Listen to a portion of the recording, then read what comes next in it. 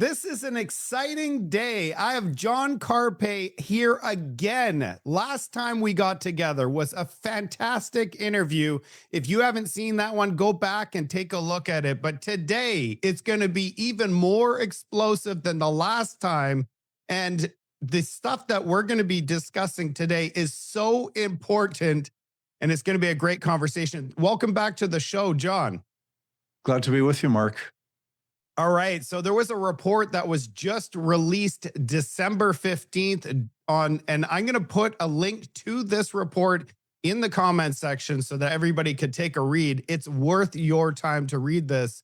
The title of this document is Death by 1,000 Clicks: The Rise of Internet Censorship and Control in Canada. The stuff inside this report, John, it just, to me, blows my mind. So I look forward to discussing in detail a lot of the stuff that I read. But since 2020, Ottawa's been rolling out 8 bills collectively where the federal government would control the internet, speech, news, streaming, platforms, data, and access itself. So what I have to say, or what they're saying, is that it's all about safety and hate and children and journalism and cybersecurity. But in reality, it's a lot more nefarious than that, isn't it? So we're going to get into some of the questions. But before we begin, just so people know what these bills are, 2 of them have already been approved. C11, which gives the government control over the algorithm and streaming tax, and Bill C18, which is their news payment and meta block, so that on social media, you can't share any of the news. So basically, Canadians lose access. So those are already in place. The bills that are not in place, that are equally as terrifying, and I would say way worse, what's coming down the pipe is Bill C2, which warrants access to subscriber data and opens mail and all sorts of breaches, I would believe, with no warrant. Bill C8, which gives cabinet powers to disconnect Canadians from the internet with no dispute. You can't even talk about it. You will go to jail for that. And Bill C9, which expands hate crimes and lowers the prosecution threshold. We already have bills in Canada that covers that, but they want more power, lowered the threshold. And it's also starting to go into our religious freedoms in Canada. So we're going to get into it. All I have to say, John, is this is incredible and amazing work that you guys are doing. That's why I'm so happy to have you guys on the show, because Canadians need to know what's happening in this country. And if we don't know, then these things are just going to get approved. And I do believe that we can make a difference by getting the word out and making people aware of what's happening. Absolutely. We've had some good news in regards to Bill C2, the Strong Borders Act. There is such a public outcry. This is an act that should be called the Strong Surveillance Act, and it empowers government officials to demand subscriber data from the companies, and it allows Canada Post to open letter mail without a warrant. It criminalizes the use of cash, even for legitimate purposes like donating to charities or paying bills in amounts of $10,000 or more. It becomes illegal to use cash, which is scary because if we accept the $10,000 limit, why wouldn't we accept a $5,000 limit, $1,000? Next thing you know, you can only use $100 cash for a garage sale. Anyway, there is so much pushback against Bill C2 that the federal government has put it on the back burner. It's still technically before Parliament, but the government's really moved away from it. And that shows what happens when Canadians phone and email their MPs and say that legislation is unacceptable. Even the government party, and there's very tight caucus discipline, right? There's very tight control. It's very hard for an MP to go against their own party. But when MPs get a lot of emails about a piece of legislation, they tell their leader about it, and it does have an influence. Well, you know what? I'm really happy that you mentioned this because on my channel, I started helping Canadians out by leaving a link of where they could find their MP. Super easy. Click, click. You're there. Email. And I provided a template of what exactly I wrote and all the bills that were problematic. It's important that everybody just send an email. Imagine they had 10,000 emails per MP saying, we don't want this. They're going to have to listen to us. All these bills were happening in another country. We call it authoritarian. Yeah, yeah. absolutely.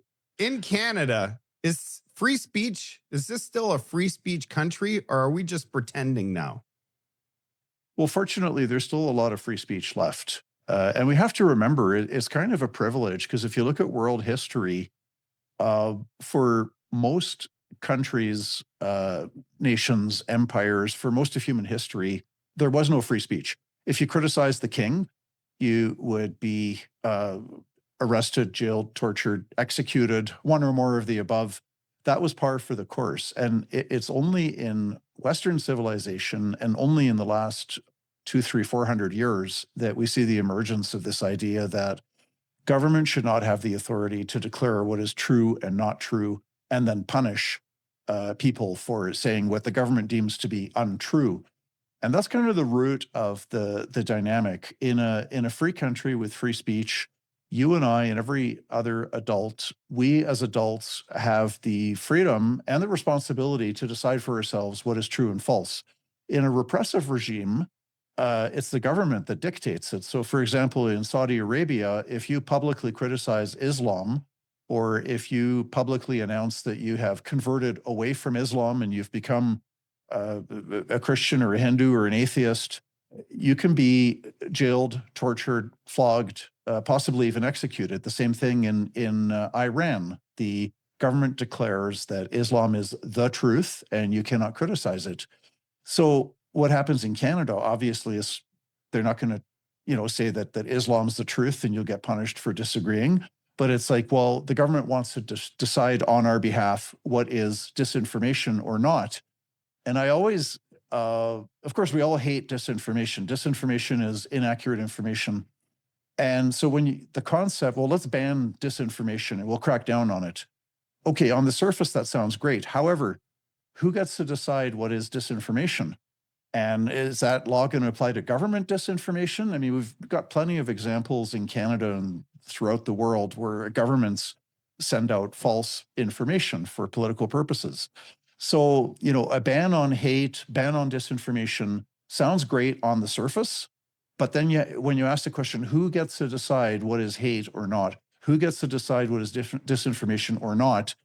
Well, now you're toast, because we will have lost our freedoms to decide for ourselves what is hateful, not hateful, true, false, right, wrong, good, evil. Yeah, we're going to get into who controls certain aspects because I read the report and there's something that I wanted to talk to you about. But these bills are sold as reasonable, protective, modern. At what point is reasonable regulation become government-controlled speech? That's what I'm wondering. Well, we had a terrible step. It was very insidious, and it was kind of a sleeper. People kind of just let it go by. But the first of these bills that passed was Bill C-11, the Online Streaming Act, and it was just in the news today. The Globe and Mail had a story that the U.S. dislikes the Online Streaming Act because you've got the government manipulating algorithms for discoverability, so that the content that the government likes, gets put to the forefront, and the content that the government dislikes is harder to find. What the Online Streaming Act did, this is 2 years ago, 2023, it broadened the definition of broadcasting for the CRTC, the Canadian Radio, Television, and Telecommunications Commission, the CRTC. Formerly, it had authority only over radio and television. Now it's been expanded to the internet. And so the CRTC actually has legal authority over podcasts, videocasts, YouTube videos that people create. It has this law, the Online Streaming Act, gave all these new powers to the CRTC. Now, the reason people haven't noticed yet is because they haven't yet started flexing their muscle in a big way. but it's on the books. It's there. The CRTC can declare that your YouTube channel has to have a certain amount of Canadian content. They decide what's Canadian or not. The CRTC would decide whether this podcast, videocast that we're doing right now, whether it qualifies as Canadian or not. I mean, obviously it does, right? But the point is, we should be free to put out whatever we want, even if it's not deemed to be Canadian by the CRTC. Yeah, this is crazy because how do they know what Canadian and not Canadian? I would believe that two Canadians getting together like we're doing right now and speaking about something would be Canadian content, would it not? You would think so, but this is why we don't need government control to determine what's Canadian or not Canadian. We have had a free internet in most of the world. In China, the government's got all kinds of laws and tools to make sure that the population finds it difficult or impossible to access things. So we've got the Chinese model, and there are other regimes as well. I know the Iranian regime. There's dissident Iranians all over the world who have fled the country since the Islamic Revolution in 1979, and they will just use servers. They'll use different servers to get around it. So even within Iran, there's laws to control the internet, but people get around it. But even if we could get around it, these laws shouldn't be on the books that give the government power to enforce what we see or what we get easy access to or not. We should have net neutrality is the principle that the government's not in the business of discriminating based on the content. Yeah. So that the audience understands. So most Canadians think Parliament controls speech laws, but under Bill C-11 and Bill C-18, the CRTC does. This, are they a government agency? How do they determine? So why should Canadians be afraid of an unelected regulatory body deciding on what's discoverable on the internet? Well, in asking the question, I think you've answered it, right? It's you've got an unelected, unaccountable body. Well, it is accountable to Parliament, but that's not a very tight or meaningful accountability. So you have these unelected bureaucrats working for the CRTC that are empowered to exercise at least influence, if not control, over the internet based on laws passed by Parliament. So Parliament passes the law that says the CRTC has the following powers, A, B, C, D. I don't even know if we need the CRTC for anything at all anyways, because the technology has moved so far past it, right? Like people could listen to this, they could view it visually on their computer or smartphone. Presumably they could listen to it as a podcast. They could listen to it while they were driving. Why we need any federal government body to be trying to regulate and control what's being broadcasted. The CRTC also has has a strong record of discriminating in a very woke fashion. So I remember even 30 years ago, they would say yes to a Playboy channel, yes to pornography, but no to Christian broadcasters. If you wanted to start a Christian radio station television, they would say, oh, permission denied. Well, why should we have a body now with the internet, granting or denying permission when anybody can and should be able to broadcast whatever they want? Okay, certain valid restrictions, maybe, advocacy of violence, advocacy of terrorism, child pornography. There's some legitimate restrictions, yes. But other than those small number of much needed restrictions, it should just be a free internet. Yeah. So what it looks like to me, I mean, discoverability means boosting some content and and then after that, they bury dissent. That's what it looks like without ever outright banning. And people are like, Yeah. why is my content not getting shown? It looks like it's good content. Well, they have control over that. So Yeah, absolutely. And it's just wrong. I was just talking to a journalist in Montreal who shared with me that she usually had a certain amount of views on her podcast and videocast. Let's say it was 20,000 viewers. I don't remember. And then all of a sudden it went down to 5,000. And the episodes that she's producing are just as interesting as previously. So this is real life. Another guy in Nova Scotia that I spoke with a few weeks ago, he also had a growing audience. And then all of a sudden, it's very hard to find him. He hasn't been totally banned. He hasn't been jailed, but the discoverability has been used against him. Yeah, isn't that more dangerous than censorship? Because people In a don't even way, yeah. realize why it's happening. They're like, what's going on here? At least Yeah. if you know there's certain censorship and you could avoid it. But for this, it doesn't even appear like you could avoid this thing and you don't even know it's happening. Well, that's exactly the problem. So, I mean, we need to get this online streaming act should just be repealed because with time it's going to get worse. I mean, this is why we called it the death of death by 1,000 clicks, right? It's a takeoff, obviously, death by 1,000 cuts. This is not a beheading, but it's like we're going to chop off one piece of your body at a time, until you're dead. And like what the CRTC might do is they might say, well, if you have a YouTube channel, you have to register with us. And then people would go along with that and say, yeah, okay, it's not a big deal. I just got to spend 2 minutes, fill out an online form, tell them, my name, the city I live in, and, I've got a YouTube channel. And then the next step, to which people might not object to, is you have to fill out a short report about the contents of what you're talking about. And then people might say, well, that's not a big deal. I've registered. So now once a year, I got to spend 5 or 10 minutes and just type in what my podcast is about. And then the next step is, looking at the contents, how much LGBTQ content do you have? How much Aboriginal? How much Canadian?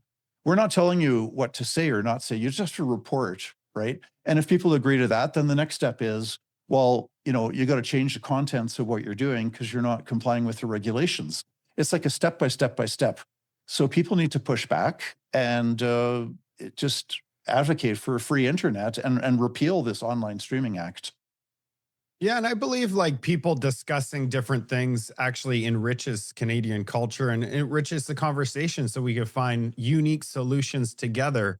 And if we're not able to discuss certain topics or we're not talking about something enough, that just seems like the wrong direction to me. I would love to discuss one of the bills that really is problematic to me personally, and it scares me. Bill C8, which allows cabinet to order telecom to remove services from a specified person. Does this give Ottawa the legal power to kick individual Canadians off the internet? Yes, it does, unfortunately. And they can issue an order to it won't be issued to the individual that's getting kicked off, but they will tell the provider, you are no longer to provide any internet access to, let's say, Mark Smith in Saskatoon. And the order can also say this order must remain secret. And so Mark Smith can't talk about it. Now, he can challenge it in court, but the problem with that is unless Mark Smith has an extra 100,000 sitting in money that he doesn't need, that he's free to spend on a court challenge, unless you get the money for a court challenge, even then it takes 2 or 3 years and you're not guaranteed to win. So even though technically you can challenge the order in court, in reality, it would be extremely difficult for any individual Canadian to challenge this if they get kicked off the internet, which Bill C8 says expressly that the federal cabinet has the power to kick individual Canadians off the internet. That would also mean like your smartphone wouldn't work. You couldn't do your banking. Hopefully you've got a spouse or parent or child that can, help you out when you're suddenly without internet. No, I mean, if you got kicked off the internet in 2025 and soon to be 2026, it would be a death sentence for you. You would be asking the government for aid for sure. That's probably what they're going to be offering. There's 2 things that I wanted to ask questions about is first, when I read the bill, it looks like a minister, an MP like Gary would be able to choose who gets kicked off of the internet based on whatever he sees. So it could be emotional. And the second part of that question is they do not need to tell anyone why. Yep, that's exactly it. The order is what it is. Now, they dress this up on the pretext of national security, fighting terrorism, fighting malfeasance, fraud, and so on. However, these are already criminal code offenses, and I would venture a guess that a really smart fraudster is going to be working off of a server outside of Canada under a fake name anyways. And the law enforcement should do the best it can to hunt these people down and prosecute them if somebody's engaging in fraud. But then this bill is like overkill, because then it gives the federal cabinet power to kick Canadians off the internet if the minister deems them to be a threat to our national telecommunications system, which is not clearly defined.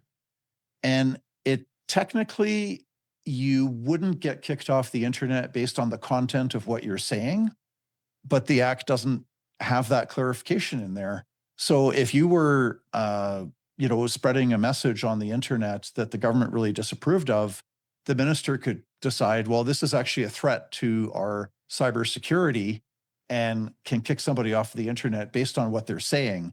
Although technically the bill doesn't say that you can get kicked off based on the content of what you're saying. Yeah. So the interpretation is not clear. That's already terrifying. And a guy like Gary that doesn't even know the gun laws and how licensing works, and he's in charge of that department, and then could decide to kick you off the internet. That is a terrifying thought to me. When you mentioned and I agree with you that it's really helpful if we can discuss ideas, debate ideas, but right now there's a bill before Parliament. It's a private member's bill. It probably won't succeed, but there's a bill before Parliament brought forward by NDP lady from Winnipeg to ban residential school denialism, which means that you must publicly support the narrative that the Indian residential schools were 100% bad. You can't say, well, there's some people who actually have spoken positively about their experiences. You can't say that. You can't criticize the probably false claim that there's 215 murdered children buried in Kamloops. The local Aboriginals there have had a grant of $12.1 million to conduct an excavation to find out if it's true that there's any bodies buried there. They have not conducted an excavation. They've taken the 12.1 million and spent it elsewhere. But you can't say that if this bill became law, it would be a criminal offense to question this claim that's probably false, that there's 215 children buried at the former Kamloops Indian residential school. Yeah. So what? They're gonna jail one BC or all the people that are asking questions, and like this is nuts. Well, this is modern fascism, right? One of the tactics of fascists was to silence their opponents and not engage in speech, because the fascists in Europe in the 1920s, 1930s were so confident of the truth of their own beliefs. It was beyond confidence. It's this arrogance. It's totally legitimate for people to feel confident about their own opinions, right? And to have strong convictions and to say, this is true. But if it crosses into this arrogance of, I have the truth with a capital T, and now I'm entitled to censor other people who disagree with my capital T truth. But that's what we're seeing now. It's not a fascism from 100 years ago, 90 years ago, that was really based on nationalism. But now it's based on, for example, woke ideology. We have to agree with equity, diversity, inclusion. We have to accept anything that any Aboriginal says must be taken as absolute truth at face value, cannot be questioned.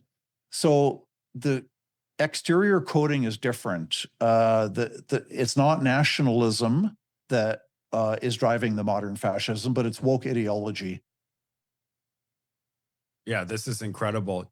So I have a question for you. You might not know the answer for, but this Bill C8 kicking people off the internet by an MP because they decided to, and you can't even talk about it or you'll be jailed. Can you name any other free democracy where this is normal? Well, unfortunately, in the United Kingdom, there's over 30 people arrested every day over their social media posts.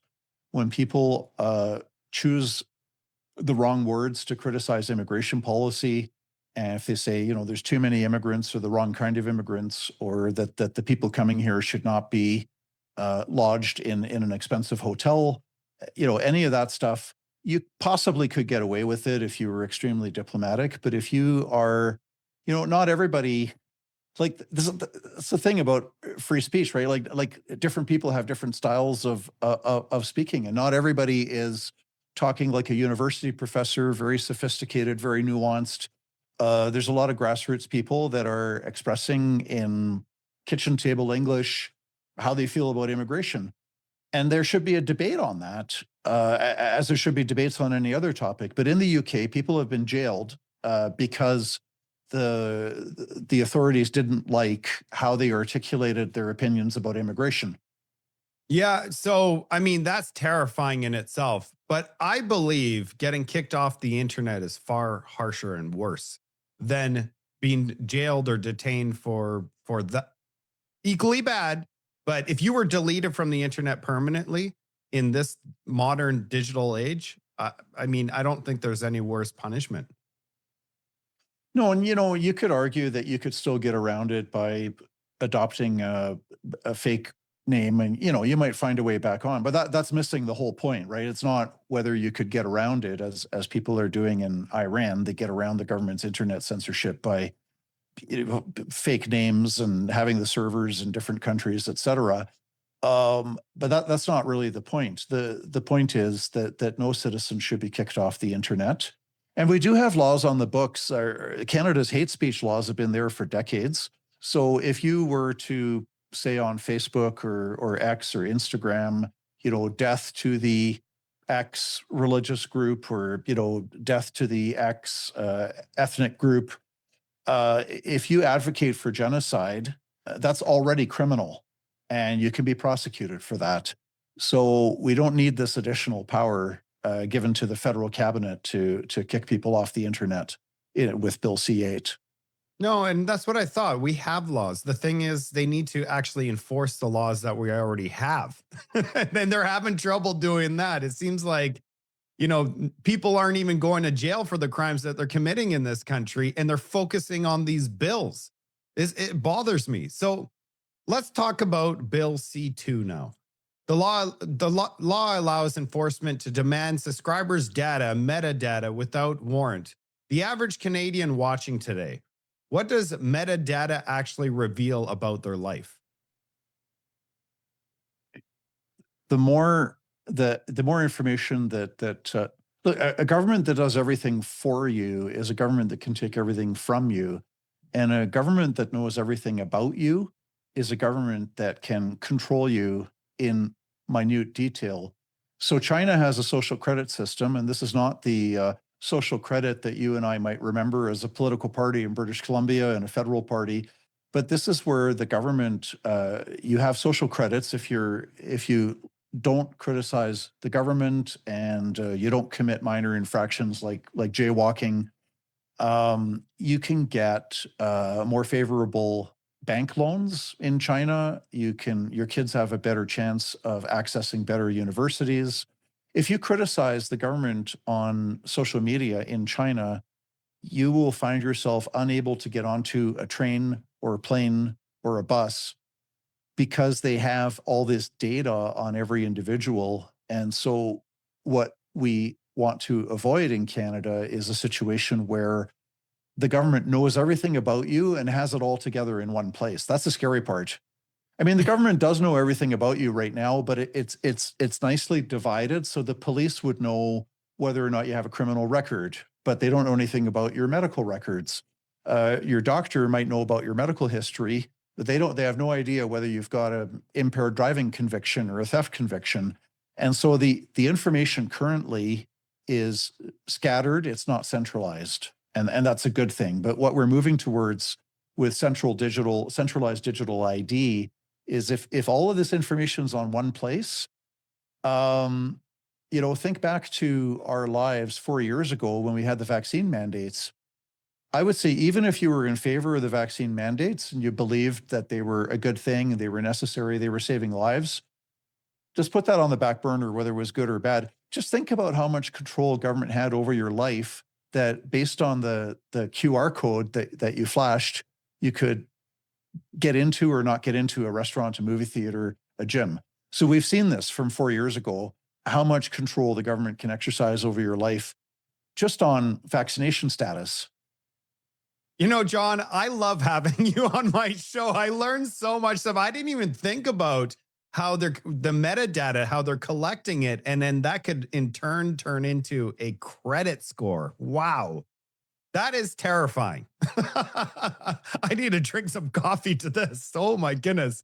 Okay, I have another question here. People here, so I've heard people before, because I've had this discussion. They're like, well, I have nothing to hide. I don't care. Legally speaking, yeah, I've heard it. So they're like, why is with my privacy, I have nothing to hide. So, but doesn't that give imbalance to power? If they know, like you said, they know everything. Well, it's foolish in the extreme, because power corrupts and absolute power corrupts absolutely. It goes back to human nature. Human nature is a mixture of good and evil. We as people are capable of heroic acts of courage and generosity and kindness and selflessness.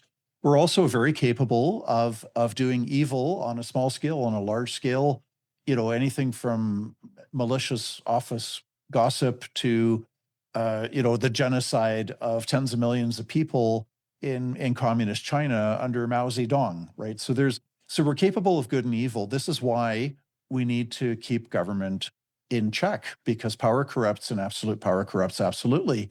You could say, hey, I'm kind to my wife and kids. Why do I care if the government's got a camera in my living room? I'm always kind. I don't assault anybody. I'm a good person. Well, the reason you don't want the camera in your living room is like it gives government, which is made up of people, and people have a mixed human nature, mixture of good and evil. So you're empowering the government to exercise horrific control over where you go, how you live your life, what you say, where you work, everything else, right? So this is why we need to keep government small within defined boundaries, doing certain important tasks that need to get done by government, like funding and administering an independent court system, for example, or national defense, or enforcing laws against child pornography. So we need to keep government to essential functions, but beyond that, it's dangerous. Unbelievable. Let's talk about Bill C9, which removes the requirement for the Attorney General to approve hate prosecutions. Why was that a safeguard in the first place? And what does it mean without that? So normally with various crimes, murder, shoplifting, impaired driving, what have you, the local police decide to press charges or not, and the Crown prosecutor decides whether to prosecute or not. And they talk to each other, and often the final decision's the Crown prosecutor. But for the hate speech, if they want to prosecute hate speech, because hate is subjective, you and I could listen to the same podcast. You could say it's hateful. I say it's not hateful, or vice versa. Because of that, there's a requirement in the criminal code now that if the prosecutors want to prosecute for hate speech, they have to get the permission of the Attorney General or the Justice Minister of the province.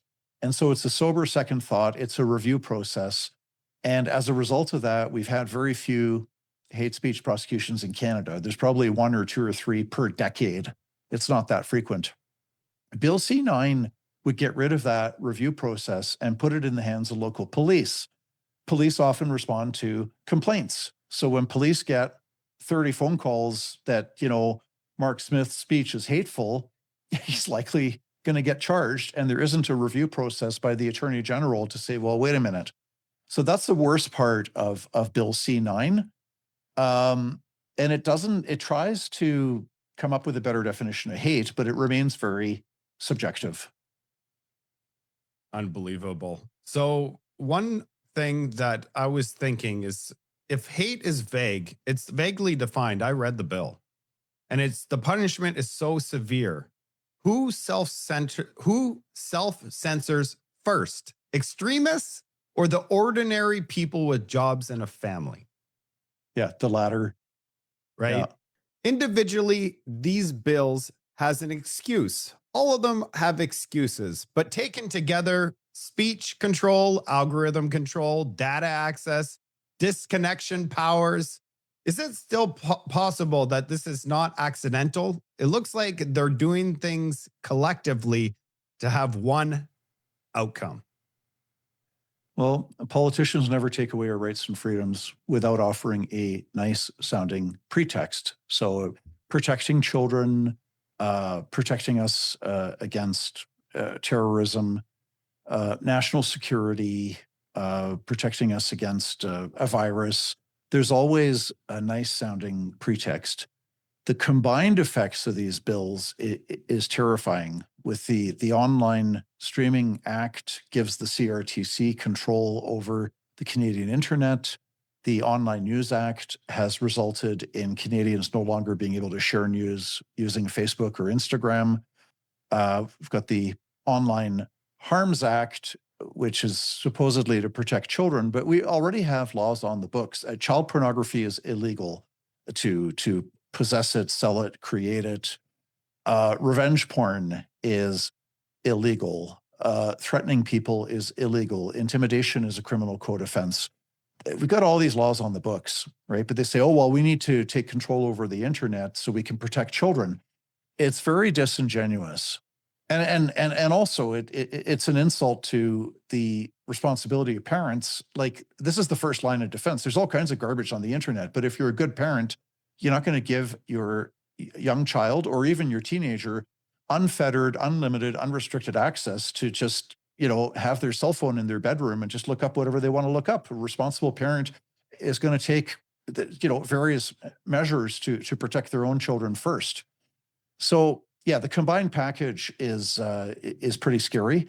Bill 9 is the most serious threat right now because it's going to a vote in the next few days. Between now and Christmas. Christmas is coming very, very soon.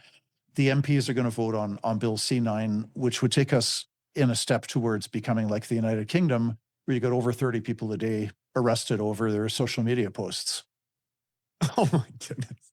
Our Christmas present is Bill C9. Oh man, this is ridiculous. Well, actually, it could be our Christmas present that it doesn't go through. Please, everybody out there, send an email to your MP. If that's the one thing you're going to do as a Canadian, send an email to your MP and say, no, we don't want this. We need hundreds of thousands of people to send emails. I'm going to be sending several today. The only thing necessary for evil to triumph is for good people to do nothing, right? So you email your MP and say, if you vote in favor of C9, I'm going to vote against you in the next election. Very simple. You don't need 500-word essay or 1,000-word essay to explain it all. But if you vote in favor of C9, I'm going to vote against you in the next election. That's a simple message. They'll take note. If they get, if they only get one or two, they might not care. But if they see the emails coming in, it's going to influence the MPs for sure. Wow, great recommendation, John. So at what point does the internet go from regulated to licensed? Yeah. Well, I could, the same mentality would say, well, the government's going to grant you a license to use the internet and, don't worry, everybody will get the license, right? But then if you accept that, then they can start putting criteria in place. If you're a good citizen because you only say the right things on social media and, we don't, Bill 60, the Online Harms Act, which was thankfully died with the April 2025 election, it actually had a provision in there to empower the Canadian Human Rights Commission to prosecute Canadians over non-criminal speech deemed to be discriminatory. So that's a really wide umbrella. it hasn't, the Online Harms Act has not been brought back, but the government's not said that it won't bring it back. So it's that same thinking, we're gonna give bureaucrats power to punish people over what they say. Wow. You probably know all about this. Bill C-15, where they buried it in page 738 or something, which gives extraordinary powers to the MPs to go right around all of the Canadian laws as long as they're not criminal. That right there was a wake-up call to Canadians that they're going to full extremes here to get extraordinary powers. It is terrifying. So I have a question, John. I don't know if you know the answer, but this would be a fun question. If these laws remained in place and got approved for 10 years, what kind of country would Canada become culturally and politically? Well, just a bunch of sheep looking to their shepherd for guidance on what to believe and what to think and how to live their lives. It's an abdication of adulthood. It's an abdication of responsibility. And sadly, there are some people, they are like sheep, and they want their shepherd to tell them what to think, what to believe, what to say, how to live their lives. So, this is, at the end of the day, the only safeguard for our freedoms is a cultural transformation where you've got, 90%, 95% of Canadian adults expect the government to respect their rights and freedoms, where people take ownership of the responsibilities to raise their children, to be informed, to be educated. And that's a lot of hard work. It's easier, the part of human nature, there's a tendency towards laziness. I know I struggle with it every day in different ways. But, the lazy way is to just kind of sit back and let somebody else do your thinking for you. So that's an ongoing battle, the battle against that laziness. The questions get harder and harder, John. So what specifically, so these bills that are already approved, they're already approved, not tweaks. Like how can we get rid of those and restore the internet? Because it's been problematic since they've been in place. Well, this is top priority right now is to stop Bill C9, but we need people to, we need to get the Online Streaming Act from Bill C11 from 2023. We need to get that repealed. And we should give serious thought. I'm going to think about this some more, but I'm inclined to say, why do we have the CRTC? We should just abolish it. I think you and I and everybody else, life would go on just fine. Life would go on better without it. I don't know what useful function it's still serving in an internet age. You know what? I might do a report on that specifically because I'm interested in finding out what they do and where their value, what kind of value they provide us. This next question: is there still a constitutional path, or does it require political replacement?